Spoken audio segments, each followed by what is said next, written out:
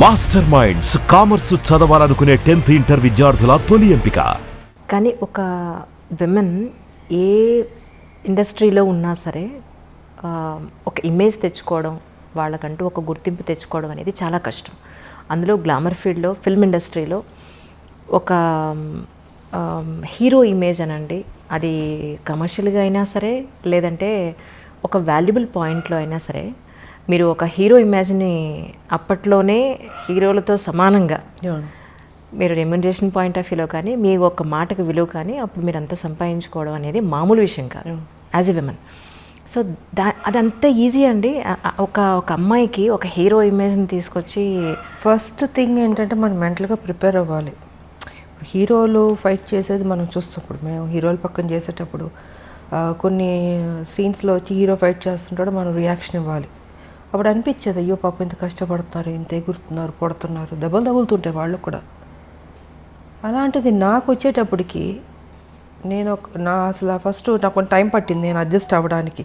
అంటే ఆ ప్యాటర్న్లోకి తీసుకురావడం, నా ఫిజిక్ కావచ్చు, నా ఆ స్టైల్ కావచ్చు, ఒక మహిళలా చేసినట్టు ఉండకూడదు. అంటే ఒక హీరో ఒక రఫ్ అండ్ టఫ్ ఆ బాడీ లాంగ్వేజ్ తెచ్చుకోవాలి, దాంట్లో ఇమిడిపోవాలి. సో ఇట్ టుక్ టైం నాకు అది అడ్జస్ట్ అవ్వడానికి. అండ్ ఫస్ట్ పిక్చర్కి నా ఫైట్స్కిను సెకండ్ థర్డ్ దానికి ఇంప్రూవైజ్ చేసుకుంటూ వెళ్ళాను. సో ఇంకా దాని తర్వాత ది బెస్ట్ అన్న పేరు తెచ్చుకున్నాను నేను. అండ్ ఇంకోటి ఏంటంటే, ఎందుకు చేయలేము, మనం చేద్దాం, రిస్క్ అయినా పర్లేదు. అప్పుడు మాకు ఈ గ్రాఫిక్స్ అంత లేదు. సో ఏదన్నా కూడా ఒరిజినలే ఉండదు, డూప్ లేకుండా చేసేదాన్ని. చేద్దామని మాస్టర్లతో కన్విన్స్ చేసి ఇంకా సాహసాలే అన్నీ. ఎంత 20 అడుగులో 30 అడుగులు దూకమన్నా దూకేవాళ్ళం. మళ్ళీ గన్ ఒకటి పట్టుకుని దాంతో షూట్ చేసుకుంటూ, మామూలు కాదు అసలు. సో ఇలాగా ఇంప్రూవైజ్ చేసుకుంటూ ఇంకా బెటర్మెంట్ చేద్దాం అన్నది సినిమా నుంచి సినిమాకి బెటర్ అయింది నాకు.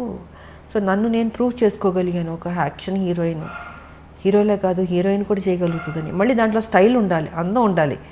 ఏదో కొట్టామన్నట్టు కాకుండా ఎక్స్ప్రెషన్ ఉండాలి, బాడీ లాంగ్వేజ్ కరెక్ట్గా ఉండాలి, ఫినిషింగ్ బాగుండాలి. అది డ్యాన్స్ కావచ్చు, ఫైట్స్ కావచ్చు, ఏదైనా బ్యూటీ ఉండాలి, న్యాచురల్గా ఉండాలి, ఆర్టిఫిషియల్గా ఉండకూడదు. ఏదో ఇప్పుడు జంప్ చేయమన్నారు ఇలా జంప్ చేయడం కాదు, ఒరిజినల్గా జంపింగ్లానే ఉండాలి, రఫ్ లుక్ ఉండాలి. సో ఇలాగ నా బాడీని నేను మలుచుకుంటూ చేశాను నేను. కానీ ఫిల్మ్ ఇండస్ట్రీలో ఒక అమ్మాయికి గ్లామర్ పాత్రలు జనరల్గా అందరికీ వస్తుంటాయి. కానీ ఆర్టిస్ట్ వాళ్ళలో ఉన్న నటనని బయటికి తీసుకురాగలిగే డైరెక్టర్లు కానీ, అలాంటి సినిమాలు కానీ, అలాంటి కథలు కానీ, you are really so blessed. ఒక స్వయం కృషి తీసుకున్న, వందే మాతరం తీసుకోవాలంటే టి కృష్ణ గారు అండి. అవునండి, ఆయనకి నేను రుణపడి ఉన్నాను, థ్యాంక్స్ చెప్పుకోవాలి. ఎందుకంటే ఆయన ఎక్కడున్నా ఆయన బ్లెస్సింగ్స్ ఉన్నాయి. తనలో ఒక నటన ఉందన్నది నేటి భారతంలో తీసుకొచ్చాడు బయటికి. తీసుకొచ్చి నాకు రావాల్సిన పేరు అద్భుతంగా వచ్చింది. విజయశాంతి ఓన్లీ గ్లామర్ కాదు, తను నటించగలుగుతుందని ఆ క్రెడిట్ కృష్ణ గారికి వెళ్తుంది.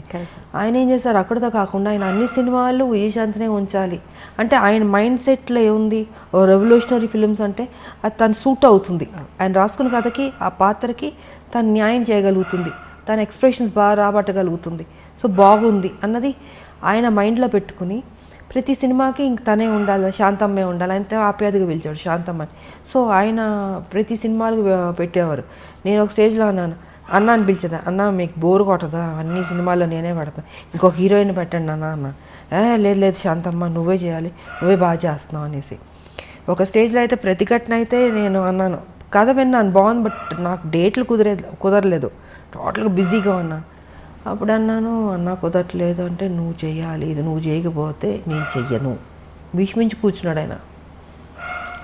ఇంకా ఏంటంటే ఆఖరికి అందరు ప్రొడ్యూసర్ని రిక్వెస్ట్ చేసి ఒక నెల నాకు ఇవ్వండి అని 1 month నాకు వెళ్ళాను. వైజాగ్ వెళ్ళి కంప్లీట్ చేసుకుని వచ్చేసాను. సో అంటే నేను చేయలేను అనుకున్నది దేవుడు కూడా అక్కడ కూడా నువ్వే చేయాలన్నట్టు చేయించాడు. అదొక మలుపు. మళ్ళీ సూపర్ స్టార్ అన్నది ప్రతిఘటనతో స్టార్ట్ అయింది నాకు ఆ టైటిల్.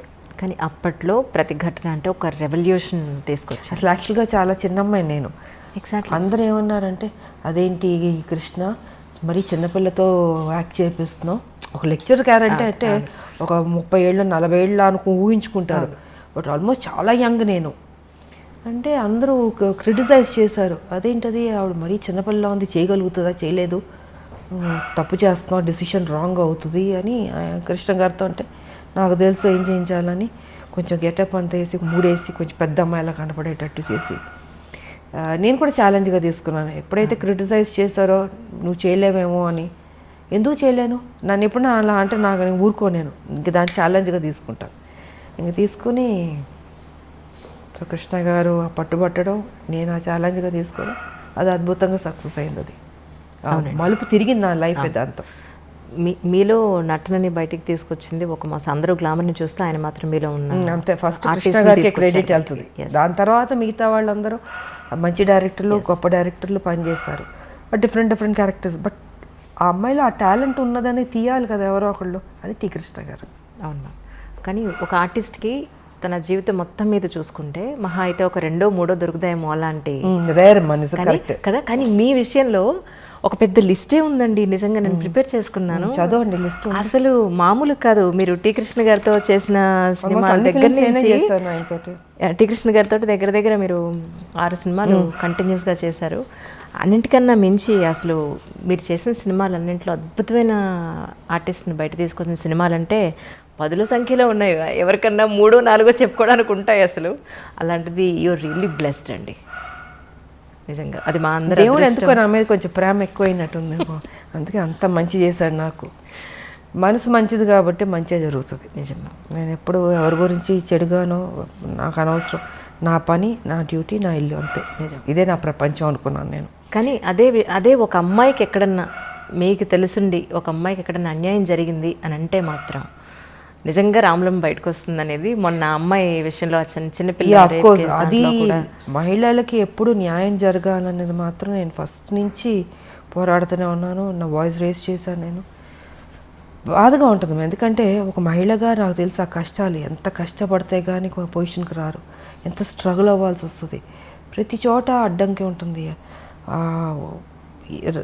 అంటే మన ప్రొఫెషన్లో ఏ ప్రొఫెషన్ ఎన్నుకున్నా దాంట్లో అచీవ్ చేయడానికి అడ్డుపొలలు వేస్తూ ఉంటారు, వెనక్కి లాగుతుంటారు. సో ఆ పెయిన్ కానీ నాకు తెలుసు. అది కాక మొన్న జరిగిన ఇన్సిడెంట్ అయితే అది మరీ దారుణం అమ్మ. నాకు నిజంగా అది ఆ మధ్యన ఒక 3 months బేబీ, మళ్ళీ అది రిపీట్ చేయాలంటే మళ్ళీ నా మూడ్ పాడైపోద్ది. అది అంటే ఎలాంటి ప్రపంచం ఎలాగైపోతుంది, బాగుపడద్దు అనుకుంటే ఇంకా వర్స్ట్ అవుతుంది ఏంటి అన్నది నిజంగా బాధగా ఉంది. అది తెలియదు మరి మారాలమ్మా. అదే మొన్న చాలా రోజుల తర్వాత మీరు ఆ ఇష్యూ గురించి ఆ శవం అతనిది కాదు, మీరు అసలు ఏం చేశారో చెప్పండి అని డిపార్ట్మెంట్ వాళ్ళు. బికాస్ ఫస్ట్ లేదంటారు, కాస్త ఉందంటారు. అంటే ఒక వ్యక్తిని పట్టుకోవడానికి ఎందుకు ఇంత గేమ్ అనేది నేను చెప్పదలుచుకుంది ఆ రోజు. అండ్ నిజంగా నడి రోడ్డు మీద చంపాలి వాడిని, అంత కోపం వచ్చింది నాకు. సరే ఇంకా వీళ్ళు చేసే పోలీసులు చేసే గేమ్ అన్నీ చేస్తుంటారు, ఎన్కౌంటర్లు చేస్తారు, ఇవన్నీ చేస్తారు.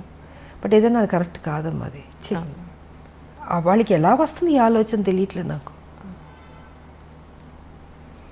పాప ఆ తల్లిదండ్రులు నిజంగా, ఆ తల్లి నేను ఓదార్చలేకపోయినా, ఆవిడ కంటిన్యూస్ ఏడుస్తూనే ఉంది. ఆ పెయిన్ ఎంత ఉంటుందమ్మా నిజంగా, చాలా బాధ వేసింది నాకు.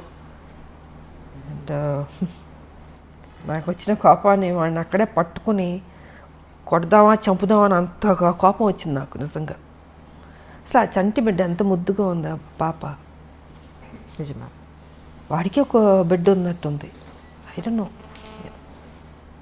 మరి ఇలా మైండ్లో ఏమైనా దెయ్యం దూరుతుందా, రాక్షసులా కూర్చుంటారో తెలియదు మరి. చిచి, సమాజం పాడైపోయిందమ్మా చాలా మ్యామ్. నిజం. మెయిన్ ఈ డ్రగ్స్ వల్ల వాళ్ళు ఏం చేస్తున్నారో వాళ్ళకి తెలియకపోవడం వల్ల గవర్నమెంట్ ప్రతి స్టేట్లో గవర్నమెంట్ చాలా సీరియస్గా తీసుకోవాలి ఈ విషయం మాత్రం. ఆ మత్తులో తేడా తెలియట్లేదు వాళ్ళకు కూడా. తల్లి చెల్లి బిడ్డ అన్న తేడా కూడా లేకుండా మృగంలాగా తయారైపోయారు. సో డ్రగ్స్ అనేది కంట్రోల్ చేయాలి, లేకపోతే టోటల్గా చట్టాలు ఇంకా స్ట్రాంగ్ చేయాల్సిందే.